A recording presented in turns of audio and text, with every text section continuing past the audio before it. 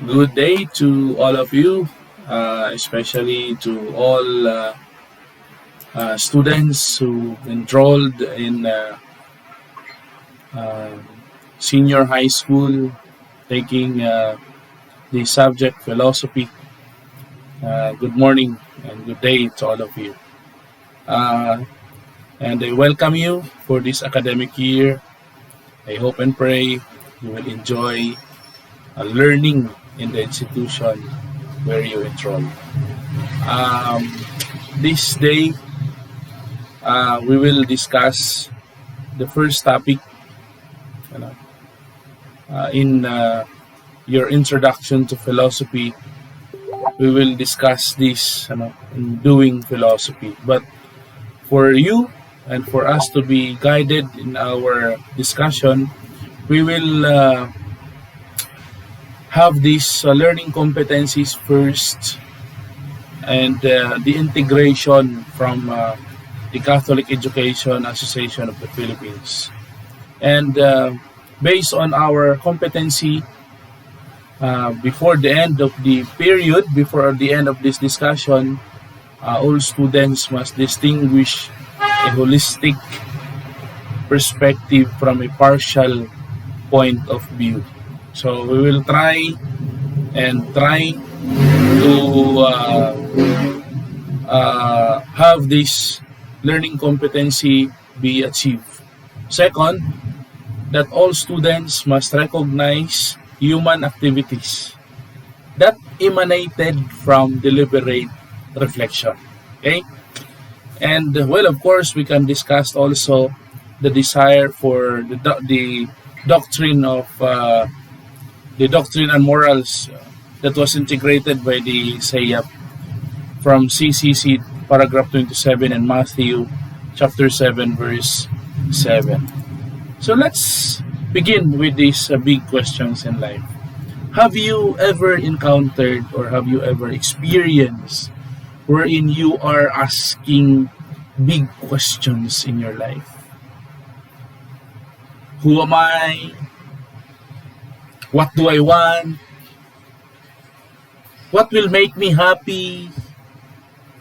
Those questions. Bakit ako? Sa dinami-daming tao, bakit ako? Bakit siya? Why these things are happening in this world? Mga tanong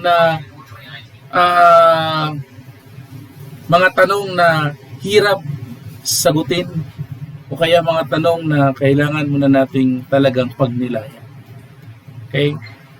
So, if you've experienced that you are asking those big questions in life, you are actually doing philosophy. You are actually doing philosophy. Philosophy actually is every day we actually employ philosophy in our life. But before that, it's good that we will unveil the meaning of philosophy. So when we say philosophy, it is a love of wisdom. Sophia, okay? It is a science where reason and logic are used to understand reality. So, in order for a person to understand why these things happen, why those things are like this and that, we need to philosophize. We need to have this what we call enough understanding and knowledge and try to dig out and reason out why these things are happening. And that's philosophizing. That's philosophy already. Okay? Now, if we will employ those philosophy, those were only abstract, those were only in the minds, and if we will employ that in the day-to-day living of the person and make this as the guiding principle on how one ought to live life, well, this concept, this ideology, is this what we call the philosophy of the human person already. Because we are actually, we employ already those abstract to human being. That is why we call it the philosophy of the human person. Okay. Now, what's going to this we'll proceed to this topic of the discussion now. What's the importance of philosophical reflection? Because if we'll try to introspect, if we'll try to have this, if we'll try to ponder, by the way, philosophizing is really associated with reflection. When we philosophize something, there is this process of reflection. And this is what we call philosophical reflection, wherein person undergoes a reflective state or evaluates his or her experiences before making any related action. And that should be the process. All of us must adhere to this so that we will not be faltered, because we will try to filter everything. Now, if you're employing that in our day-to-day living, employing human philosophy, well, I think all of us could somehow embrace the beauty of life. Wala siguro yung aayaw na, susuko na. Sometimes they've subjected their life to, alam mo yun, tapakamatay, suicide, because they don't even understand the purpose of their existence. Okay? So let's try to have this holistic and partial points of view. Let's try to understand that holistic perspective is more desirable in doing philosophy than using partial perspective. Let's try to analyze this one. Let's try to analyze this one. When we say holistic perspective, you are employing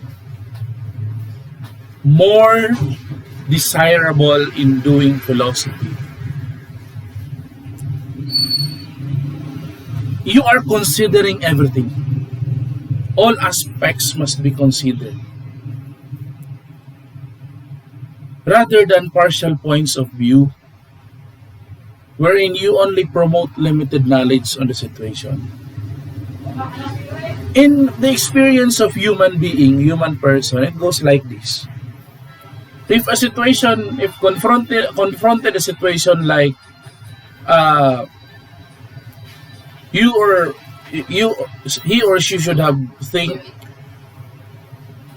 ang gagawin niya is, in the holistic perspective, ang gagawin ng tao ay talagang mag-iisip muna siya. Pag-iisipan muna niya. Hindi yung on the other side of the coin, yung partial view, ito yung na lang, ura-urada, basta-basta. Kidlat, kumbaga. So that's partial points of view. That's the difference between the two. Okay? So, and let's try to understand that every action, every human activities is emanated from a deliberate reflection. Okay? Emanated from a deliberate reflection, wherein kaya nga gumagawa ang tao, it's because of the reflection. Kaya nga gumagawa ang tao, kaya nga nagawa ito ng tao because ito yung bunga ng kanyang pag-iisip. Bunga ng kanyang refleksyon. Kaya nga pag ang tao nagkakamali, dapat wag na niyang ulitin.